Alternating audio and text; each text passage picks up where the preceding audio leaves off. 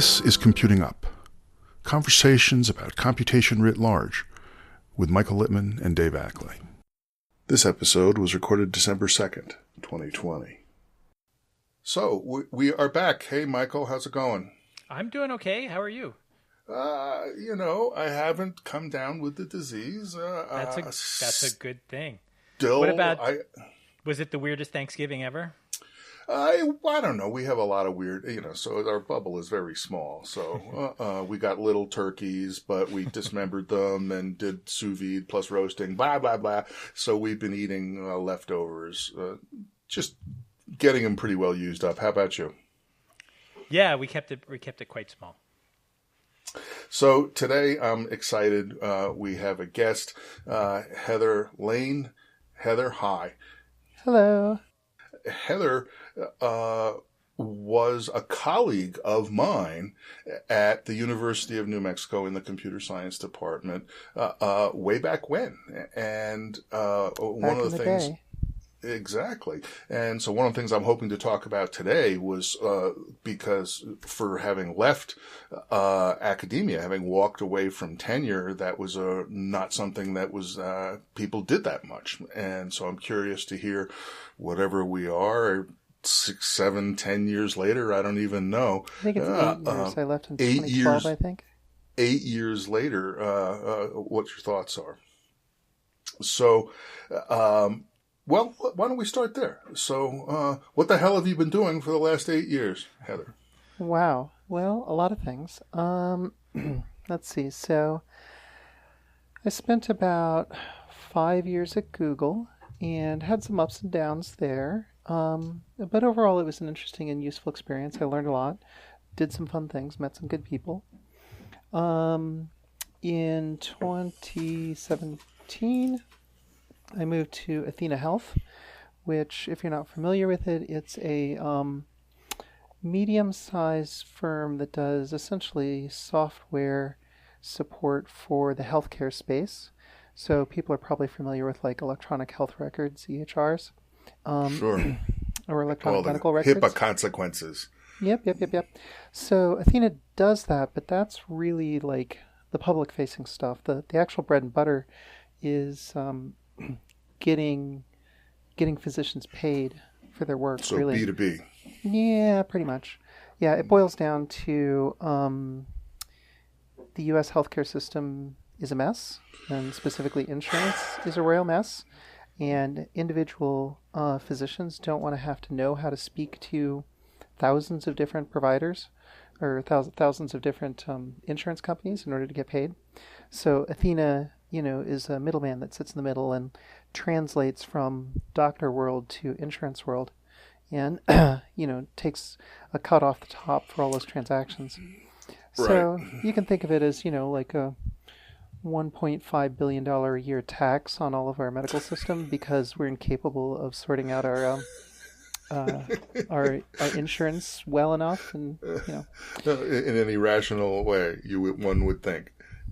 Yeah, and Athena's only about the 4th largest player in that space, so it kind of gives you a sense of just how complex it is. But so I went there to be the architect for the data science team, where we're using machine learning to try to build basically better support infrastructure, both on the sort of back-end billing side and on the front end, helping the physicians do their job side.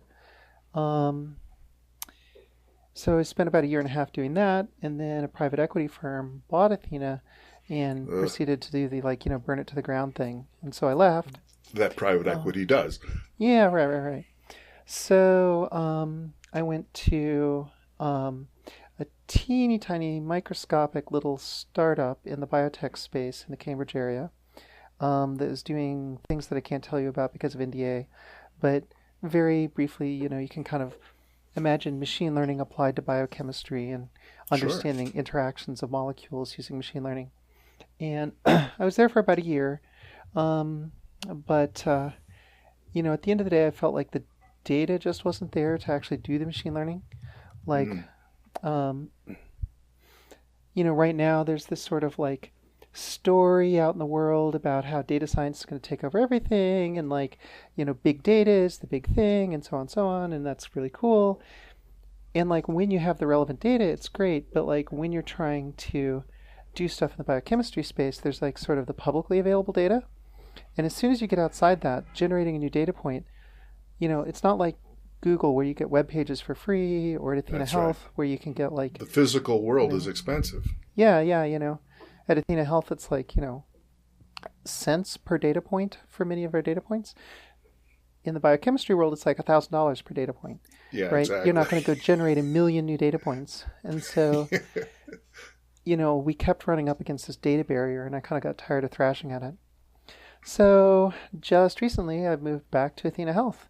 In spite of the PE firm, all my friends and colleagues there swear up and down that things are actually going pretty well, and that there's a lot of interesting work to do in the AI and ML space, and that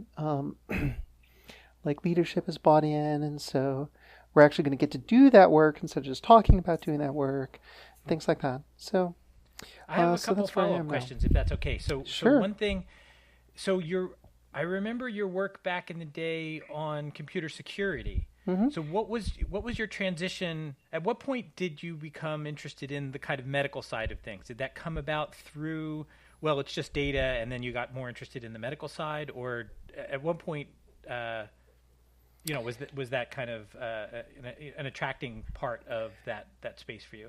Well, see, the thing is, I'm a dilettante, right? I see. I kind of love a lot of things, and I'm really interested in a lot of things, and so, back when I was working down the hall from Dave, I was really, I kind of got into interacting with the biologists and the neuroscientists, the psychologists on campus.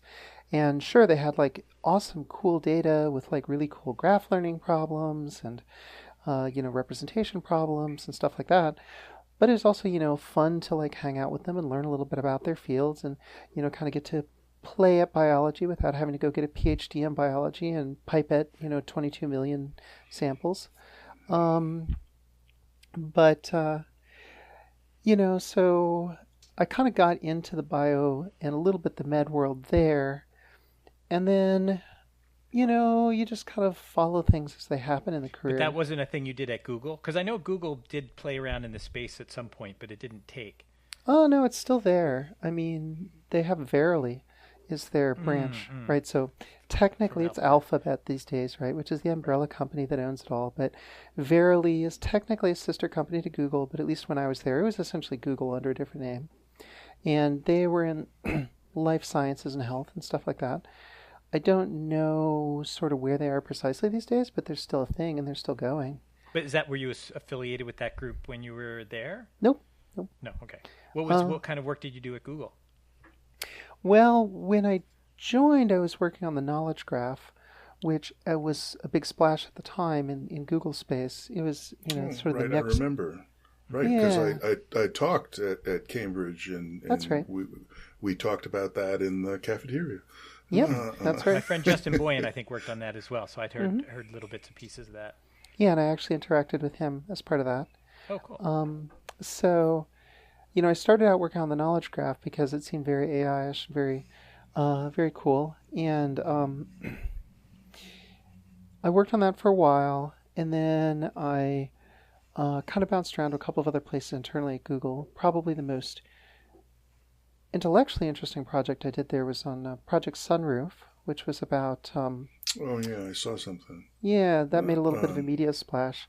It was using Google Maps data to look at every roof in the world and try to figure out how many solar panels can you put on this roof, and given what we know about local electricity rates and people's billing and the phase of the sun and all of this, you can figure out exactly how much power they're going to generate, and is it going to be a net win to the homeowner, right? And then surface that data to people and hope to help drive the solar revolution, because the thesis was that people didn't really yet appreciate that solar has become a net winning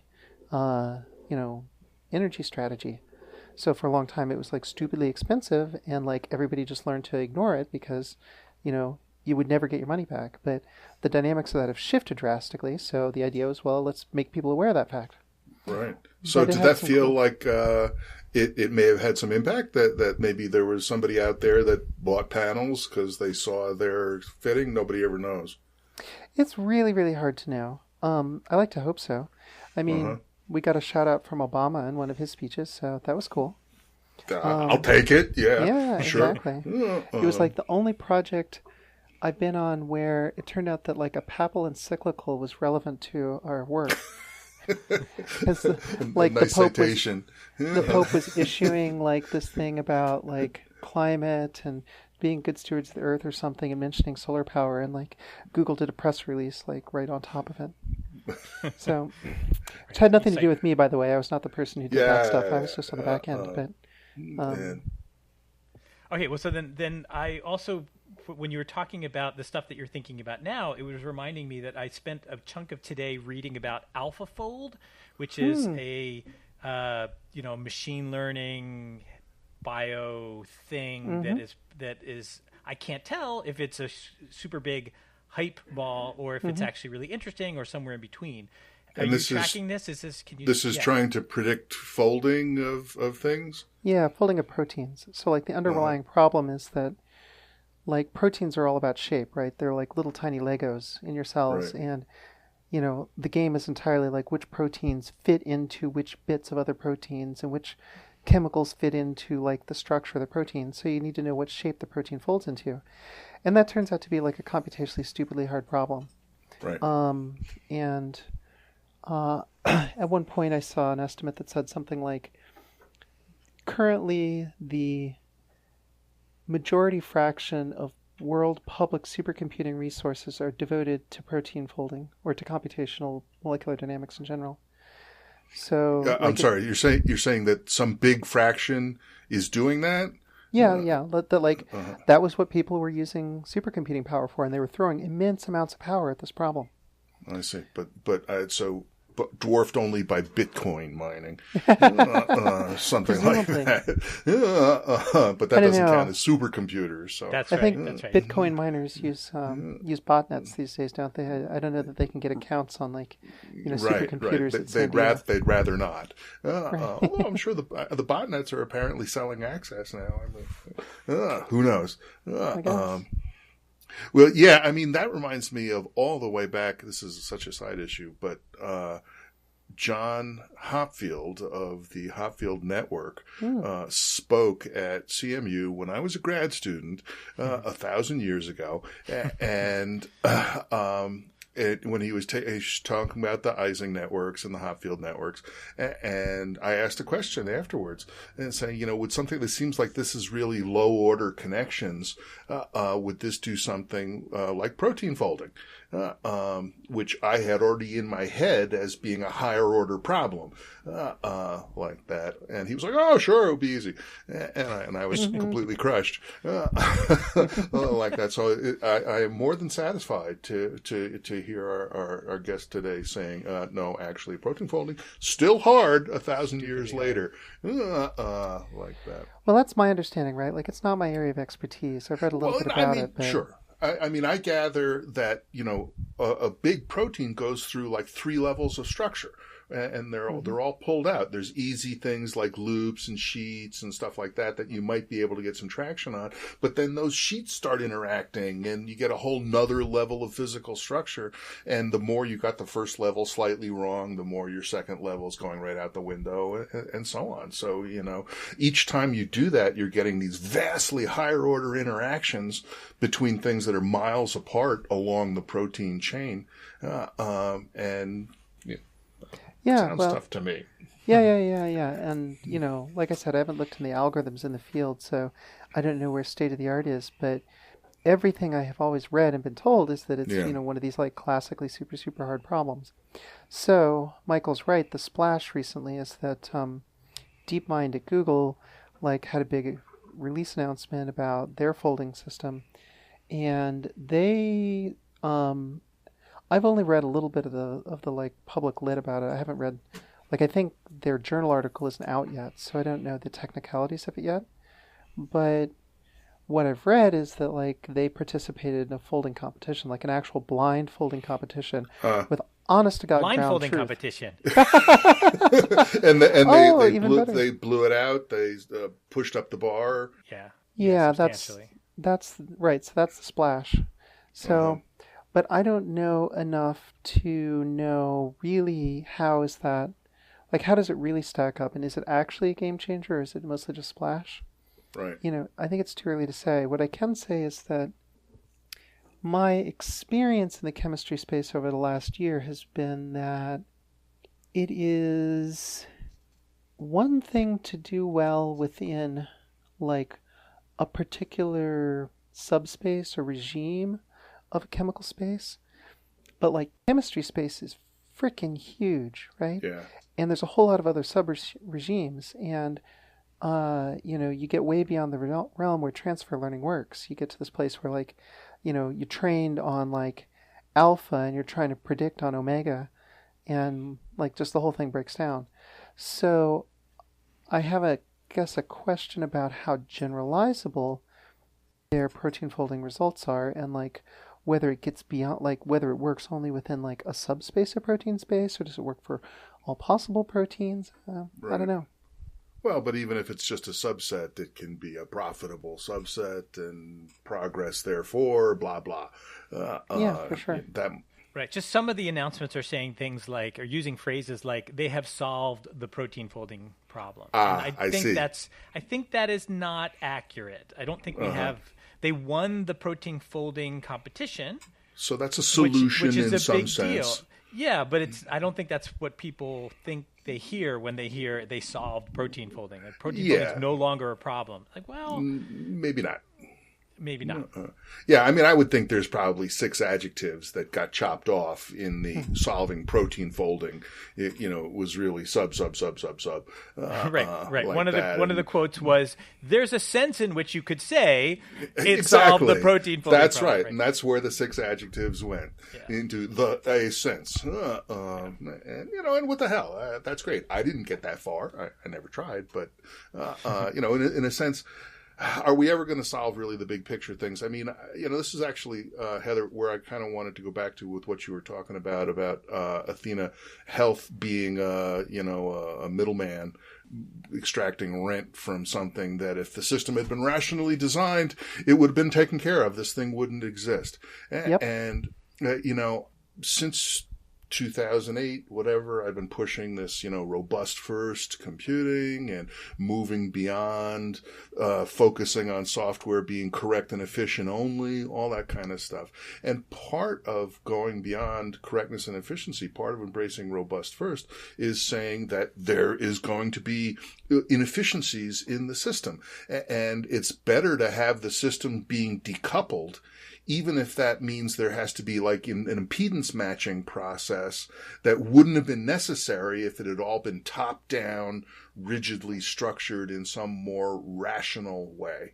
So what I'm wondering is there any way that we could find some upside in having this decoupled hodgepodge healthcare system that creates sort of arbitrage opportunities for something like athenahealth, but at the same time it keeps it from, turning into the alien monolith that you can put one bug in and the entire species dies. And I struggled with this myself. Because at the end of the day, I'm still kind of a computer scientist. I'm still, I'm always swayed by the gleam of correctness, the gleam of doing it brilliantly, of engineering everything and calling it done. Rather than saying, no, I should love the morass. I should love the webs of slimy, redundant connections going in every direction because it means you can't shoot it out in any one place. What do you think? Ooh, well, that's a big question. I mean, in general, like, I'm cool with the vision that computing is overly rigid and that we really need to be thinking more about, like, flexible, robust systems that are decoupled and so on. But when it comes to healthcare specifically, I'm not a healthcare policy person either, but I can say that like all the data is that our healthcare system in the U.S. actually doesn't work super well. So it does seem like we're paying a fairly high penalty for the entire morass. Right. And I don't know that, geez, are there good things about this particular morass? Like, it's hard to figure out. That's what I was modularity or something, right? Because separation of concerns. I don't know. It's true, right? Like, so in some sense, like if Blue Cross goes under, just say, right? There's still 4,999 different insurance companies in the U.S. Some of them will pick up the slack in one way or another, right? Right. Whereas if everything was totally centralized and in some way, like, the central Medicare system of the U.S. totally failed, then you're right, we'd be screwed. It's hard to imagine exactly how that happens, but it's where more there's like so much leverage, so much amplification, that it wouldn't just be like cutting the head off and then you'd have distributed stuff underneath it. Yeah. It's more like all the scenarios I can envision in which such a centralized system would like go away. There's something else deeply, deeply wrong. That's a bigger problem first. Right. Like civilization went way with it, so who cares? Right, that kind of thing.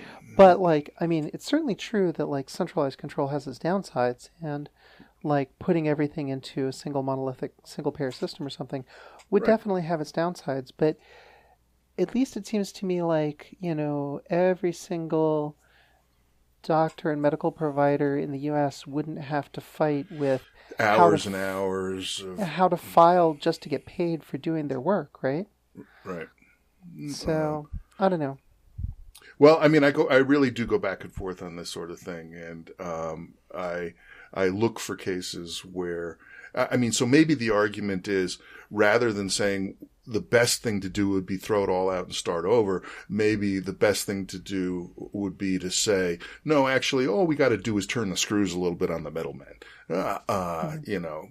Let's get their profits down to something approaching reasonable, free up more resources to do other things like, patient care, and so on, rather than thinking we're supposed to get the rent seekers, the middlemen, the profit down to zero, rather than thinking we're supposed to cut them out entirely. Well, right. So, but here's the complexity of the robust system, right? Is like every single agent in the system is looking out for themselves, and every time you try to like put a constraint on one part of the space, it squeezes out somewhere else, right? And so, but doesn't necessarily mean we shouldn't try, or maybe it does. Well, I don't know. I mean, like, geez. No system is perfectible, but that doesn't stop you from trying to like asymptotically approximate perfection, right? So maybe. I think we should try to like continue to improve things, but the question is like from where we are, do we need a series of incremental steps of improvement, or do we need like a deep architectural refactoring and a rebuild from the ground up? Right, a revolution. Don't use that word. I don't like revolutions. They too often end with guillotines. Yeah. Well, but I like the word just because I feel like manufactured digital computing needs a revolution, and I don't see it happening. I see incremental steps in the since 1994, whatever it was, when the Pentium 5 sort of peaked out with a 28-stage pipeline that was slower than the Pentium 3, whatever it was. And people started to realize that we can't just crank the clock anymore and we have to do something else. And now we're starting to head into a period of computer architectural innovation for the first time since the 50s or 60s, like that. And that's great as far as I'm concerned. But, it seems like so much of it is being deployed in incremental contexts, like, how to get more triangles into the GPU, or now how to get more neurons into the GPUs, whatever it is, which is fine, but, it's not satisfying my itch, to get to indefinitely scalable systems and so forth that we can actually deploy seriously robust stuff upon. So I need to have the word revolution, even though, yes, choppa is always an issue. And yeah, well, I'm just leery of people using the word revolution in like social contexts, but in technical contexts, I can sort of see it. I guess, in many ways, I am, let's see, in a lot of ways, I'm an incrementalist at heart, I guess. I think that, as much as I want to just step out and change everything, like back in the day when I was doing my PhD, I was like, I'm going to solve AI. And my, how hard could it be? My advisor grinned and patted me on the head. It's like, oh, that's nice to hear. Now let's write a dissertation. So, I've come to realize that it's really, really hard to take a super big step away from where we are, right? It's easy to take little incremental steps. It's super hard to take a big step. And big steps absolutely can happen, but where computing has been for the last, umpteen years has been driven by the fact that every incremental step is profitable, right? And so it's easy to take an increment toward a profitable thing, right? And then there's market incentive to take another increment, right? And so, it's given us a lot of progress in a particular direction, but you're right, there's no diversity in that direction. Well, and when you're stuck on top of a local maxima sooner or later. Yeah, but I think there are some fundamental changes, but they're not the kind of fundamental changes that are you're looking for. They're not as big and drastic as what you're talking about. Right. Which I would like to see as well, but it's hard for me to see how you get there from where we are at the moment. Yeah, well, and my theory is just I am going to establish a little colony in this other attractor of computer architecture, computing, and try to say, we're going to survive the first winter as best we can, and then send word back, hey, low-hanging fruit everywhere, like that, and everybody will come and join up. It's a long shot, but it hasn't failed yet. Let's put it that way. No, I think it's a good vision, and I like to think about these things a little bit in evolutionary terms, right? Because evolution does the same thing, right? Everything is incremental steps. You never get a really dramatically big change altogether. Well, except when there was a series of incremental steps that you didn't watch that were happening off on some segregated island or whatever the heck it is that managed to be cut away from the convergence of the rest of the system and then all of a sudden appear later as if from the mind of Zeus. But in fact, there was a huge incremental path. Yeah, well, precisely, right? And so, your vision of, having your colony of, adventurous explorers off evolving on, your little Canary Island, right? That's awesome. I like that. So, well, hey, one of the things I wanted to ask you about, Heather, you say you're an incrementalist, but from my point of view, when we were faculty members at UNM Computer Science Department back in the '00s and whatnot, you up and left. That didn't seem very incremental. To me, that seemed like a huge step. And for people who don't know, you wrote an essay. I was just looking at that. Yeah, about reasons the Chronicle for of Higher Education. Right, reasons for leaving academia, and you had a whole laundry list. Hard to work-life imbalance. The academic environment was decaying. Hyper specialization, mass production of education, everything. So on the one hand, I want to say, well, how does that fit in with incremental? Walking away like that looked very revolutionary to me. And then on the other hand, how do you feel now, looking back 8 years later? Wow. So first of all, I'm both sort of proud and embarrassed of that I think originally I understand that blog post rant that that took on a life of its own. Yeah, well, like it definitely was read more than any other paper I wrote in my career, which is really kind of embarrassing. You don't get to pick. Yeah. But figure 4 of my thesis is what I'm most known for. Yep. Yeah. These things happen. So, I don't know. So let's see. First, incrementality. So what's an incremental move? Well, I think it's a little bit like you say, the island, right?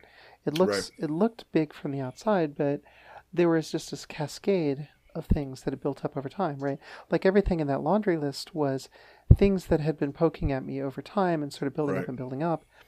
And some of them I had tried to address and had like tried to work out with other people. And some of them seemed to be large systemic things like U.S. government investment in science or lack thereof. The fact that like state and federal governments were together putting academics in sort of a pincer move, right? So those kind of like large systemic things, I just felt like a cog in the system and I couldn't really push back against. So I felt like and it feels like that's still happening. We're just sort of 8 years later on that score as far as academia is concerned, but go ahead. Well, yeah. So I guess, to me, I felt like I had invested a lot of incremental effort in trying to fix what I could fix and live with what I couldn't. And it, and so when I finally made that transition, like I felt there had been like a long process, but, you all sitting on the mainland looking at the island, it looked like a big change, right? Yeah. Uh-huh. and so you say sort of proud and embarrassed. So looking back on, I mean, was, you had tenure. The life has been okay without tenure. Yeah, I don't know. It's complicated. There are definitely a lot of things I miss from academia. Tenure-ish, like that wasn't the top thing I missed from academia.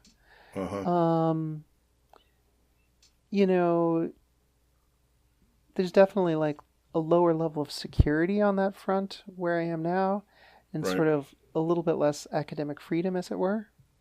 Right. But on the other hand, I've resolved a lot of like life-work balance issues and some other things like that. So on balance, I feel happier in my life.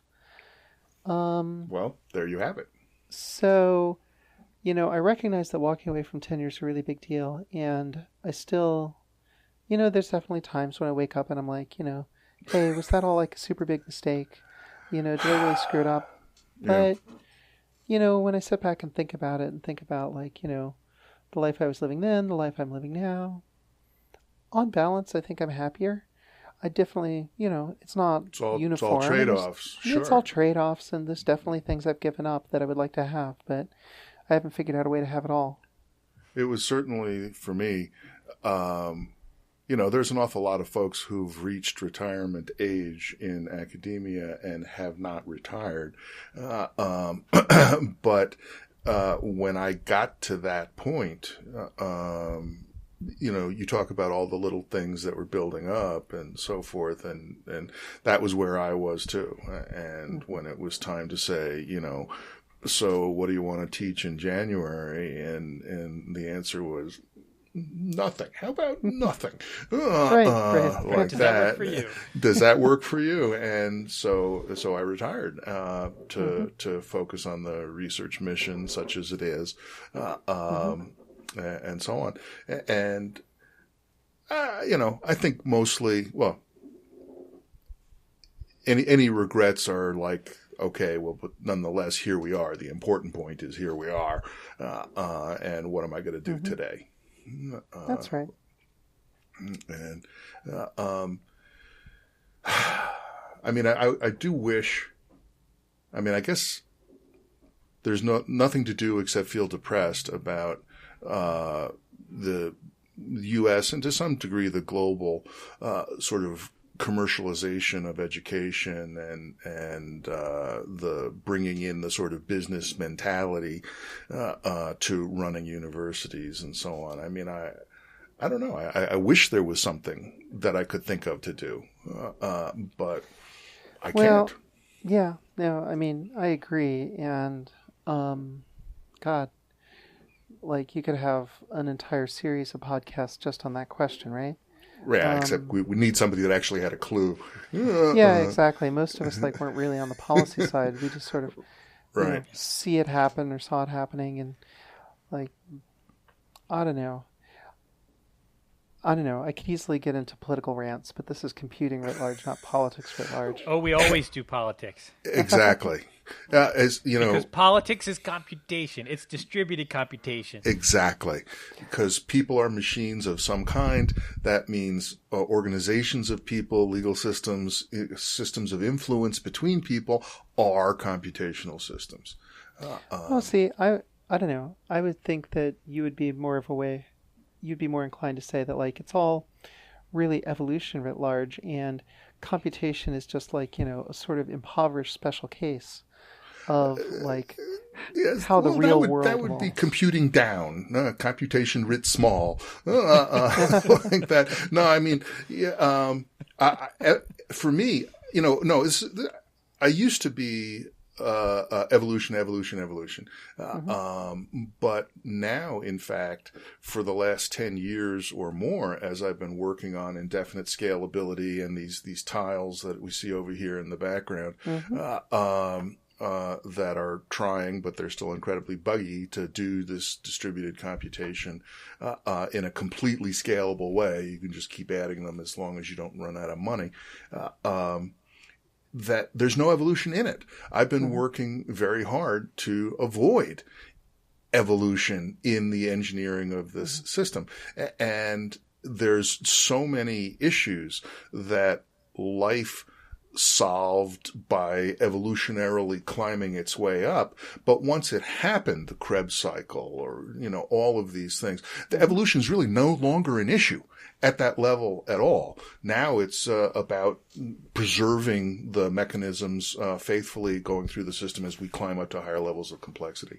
So I am much more inclined to say, no, we can think about machines in a very general way that doesn't have to be made out of silicon, doesn't have to be deterministic, doesn't have to have a correctness measure, like that. And then people, pets, dogs, everything, they all get roped in. Once we say computation doesn't have to be deterministic, just because you said, do this, if it fails to do that in some way, that doesn't mean it's not a computation. Then everything comes back in, people come back in, political systems come back in. Okay, that's fair, and I'll grant you that point, but it seems to me that you're making a definition of computation that is so broad that it's almost on the verge of not being useful, right? You're saying all these things are machines, okay, that's fine. We've got a sort of pseudo-Newtonian view of the universe in which everything evolves, if not deterministically, at least quantum mechanically. But there's rules to the system. There's no ghost in the machine. There's no spirits moving everything. So once you've said that, everything evolves according to some laws. Okay, great. Yeah, I don't go quite that far. I mean, we don't have to go through this, but do the planets compute their orbit? As far as I'm concerned, they don't, unless a living system observes their orbits in some way, or the gravitational field affects. So for me, I have a circle. I have three things. That the definition of life implies a definition of computation, and a definition of computation implies what's the heck's the third one? I can't even remember. And then the loop closes around. It's your rubric, dude. You need to remember that. Yeah, I know. I was like, I remember which video I talked about in it. I could just dig it up right here, like that. But the idea is that life is a system that preserves its pattern, a system that dynamically preserves a pattern. That's the definition of life. And so then you say, well, how does it dynamically preserve a pattern? You say, well, what it does is it does something that we call sensory inputs, and it does something that we call output actions. And those couplings are designed in a way to improve the survivability, the preservation of that pattern. So the fact that it's a living system means it's doing computation, and the nature of the computation it's doing is trying to preserve the pattern that is the life. So it's an absolutely circular definition, but in the end, I think it's a useful one that actually excludes the planets, but includes cockroaches, amoebas, COVID-19, SARS-CoV-2, and people. So it also includes like an entire ecology as a single thing, and an entire like. It's not going to be. It's not going to be one thing. It's going to be. We're going to look at it and say, I'm deciding that entire forest is a forest system that's trying to preserve itself. Someone else is going to come in and say, no, I'm actually looking at this one beech tree with its leaves shaking in the breeze that helps modulate its temperature thing. And I think that's trying to preserve itself. And it doesn't have to be an either or. It's going to be what our space-time window we choose to observe it. Okay. And so then, and so then the political systems come popping right back up. About ways of organizing these collections of machines into bigger systems and so forth. More or less loosely coupled, more or less tightly coupled. And I don't know. So you're leading me down all of these like thought trails, these like sort of blue sky thought trails that I've been sort of pondering over the years without ever doing anything with. But so what's your take on the second law of thermodynamics as it relates to these machines? I have lots of thoughts about it. I guess the first one that pops into mind right now is that life... Could you remind us who forgot to take physics what the second law of thermodynamics is? That you have to put work into a closed system. You have to put entropy into a closed system in order to get to do something. All systems are going to run down. Is that fair enough for your purposes, Heather? Yeah. You know, the classic way of putting the laws of thermodynamics is you can't win, you can't break even, and you can't get out of the game. Right. So this is, you can't break even. And what it says is that entropy always increases, right? Right. So that things, and I'm okay with that. Things go to shit, right? And that's absolutely true, and that's one of the reasons why I am against limits. That limits automatically wash out everything, including, say, us, and so they can't be the right thing to be looking for. So the story I want to take about the second law of thermodynamics is life can survive in limited, tight, terrible circumstances, but it can't flourish. Life flourishes when energy is plentiful. Life flourishes when there's already a sun that is increasing entropy at such an incredibly staggering rate that it's just pooping high energy photons all over the place, and you can just open up a bucket and drink them like that. And that is actually the more interesting system to study. The place not where we have to worry about the second law of thermodynamics, but where free energy is almost free. And the question is, what can we do about it? So I'm actually going to pose it in a completely different way. Okay. And I'm going to argue that life exists because of the second law of thermodynamics, or at least interesting life does. So here's the argument that I've been toying with in my mind.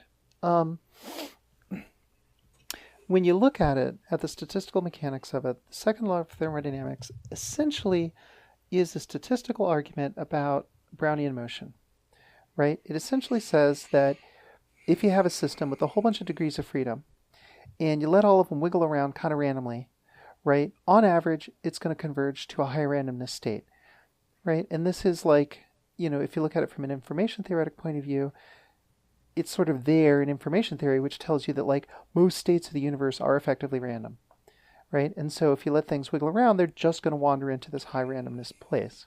So what the increase of entropy in the second law says is that like over time, the system is just going to work its way into this place where like everything is essentially squished out and completely random.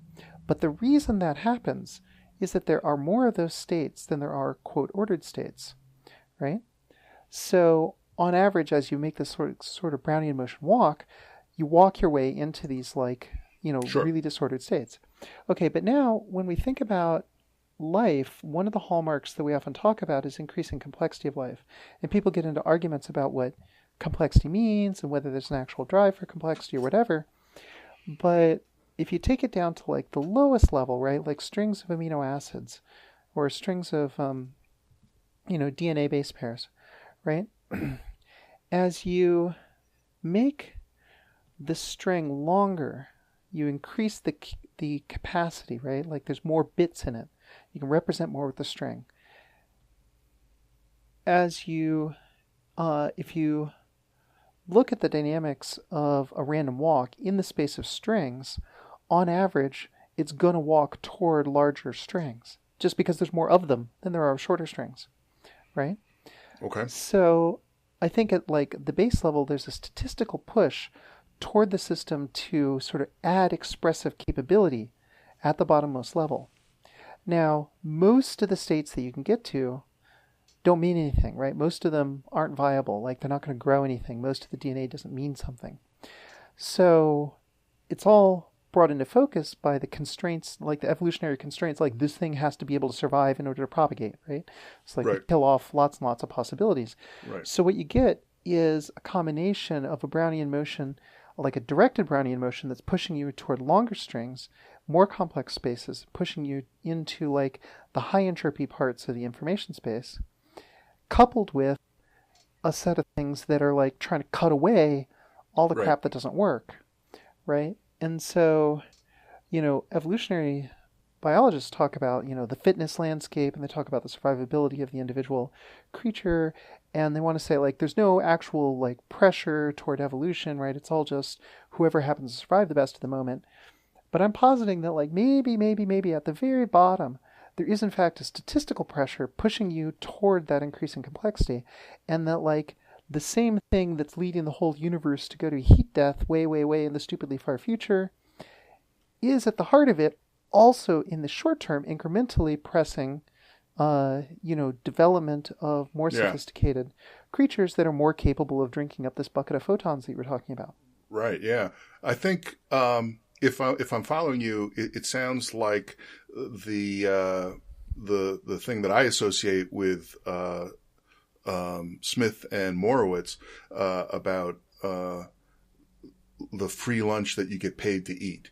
That the way to understand, one way to understand life is not that life is surprising, but that life develops because it's a way to increase energy more efficiently, a way to increase entropy more efficiently, like that. And so that they go all the way down to these basic sulfur reactions and stuff like that, that you can do this simple thing that then frees up a whole bunch of entropy or whatever it is. And imagine a path to origin of life that's strictly paid off. It doesn't require any surprise. It doesn't require any luck, except to get these reactions that are all entropy positive as they happen. So we are just doing our jobs. That was the part that seemed compatible with what you're saying. We are just here getting ourselves to the heat death of the universe that much faster with every Big Mac. Like that, something like that. Fair enough. Well, I think, what I'm sort of trying to figure out, like, I'm fascinated by things like, what the Fermi paradox, right? Like, is there other life out there, and why haven't we seen it, and so on? And then there's the related Drake. Yeah, well, I would be. I'm scared of us. Exactly. And so the related Drake equation, which talks about like what's the probability of seeing it, like one of the terms in there is like, well, how likely is it for life to happen, and how likely is it for it to go from like single cells to somebody who can communicate over interstellar distances. Right. And, just watching so many different complex systems in the world, be it evolution, be it, individual ecosystems or economies or individual humans growing, any of them, like all of them seem to have this like super strong pressure to grow and diversify. And, I mean, if there's more high energy photons to be had, there's going to be a path towards something trying to figure out a way to consume them, and the waste. Tough, somebody else's problem. The climate change, the heat death of the earth, somebody else's problem. Or sometimes somebody's opportunity, right? Like oxygen. Right. Yeah. Exactly. Big mistake. Big mistake in the short term. Killed everything. What was the big mistake? Oxygen. Oxygen was a big mistake. Well, no, seriously. I mean, like just everything that was around before.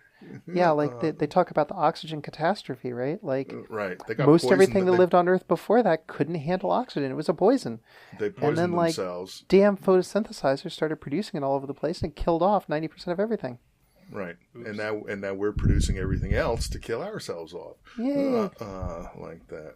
Progress, yeah, I don't know. Well, hey, before we completely run out of time, I do want to bring up the one last issue, which is, when you were at UNM and I was, we were colleagues and whatnot, you were Terran.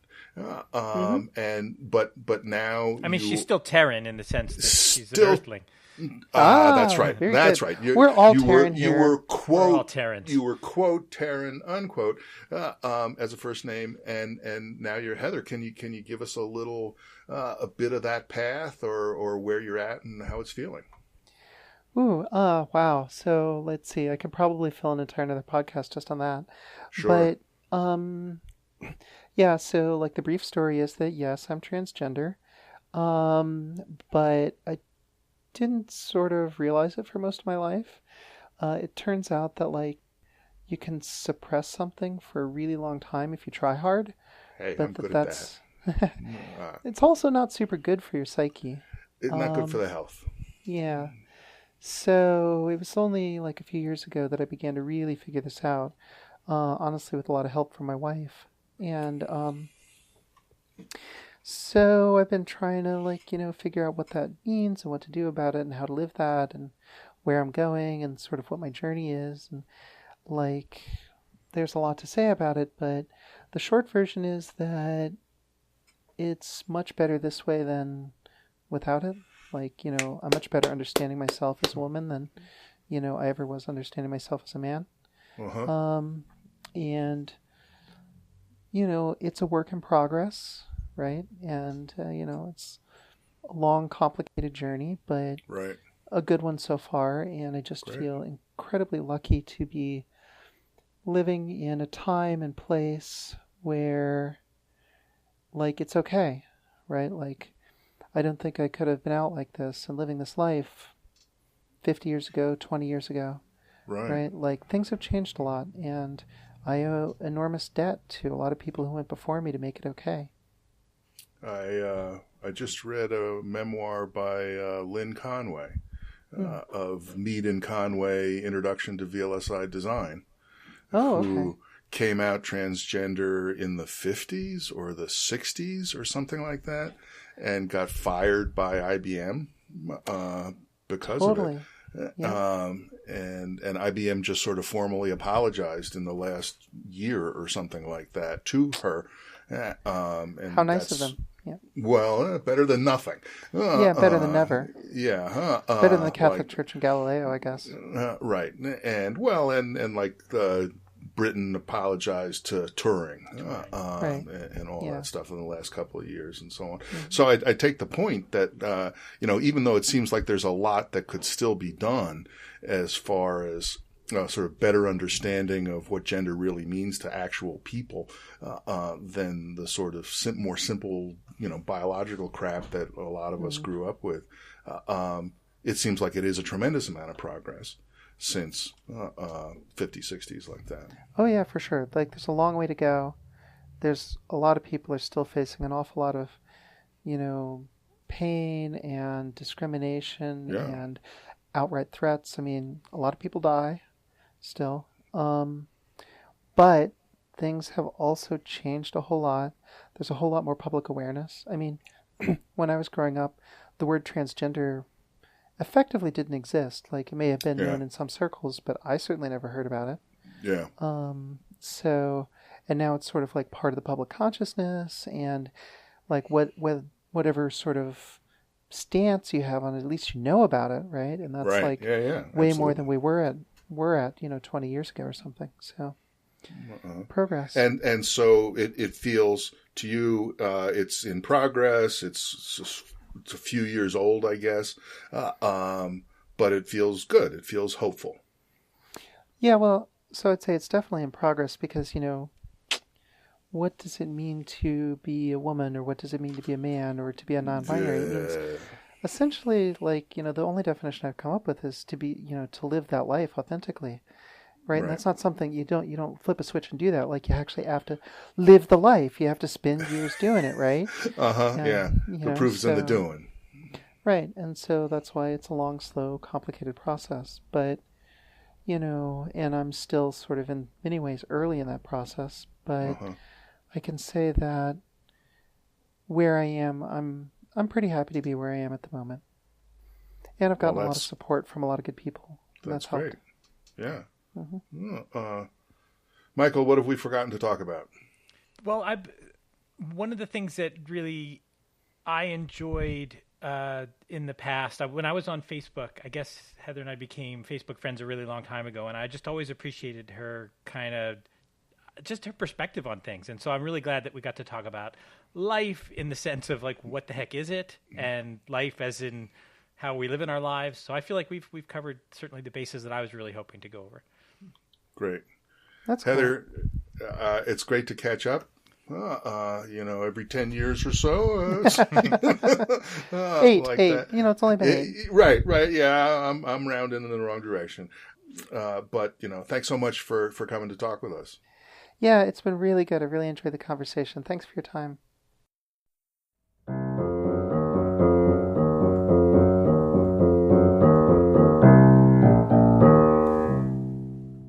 This was Computing Up. Thanks for listening.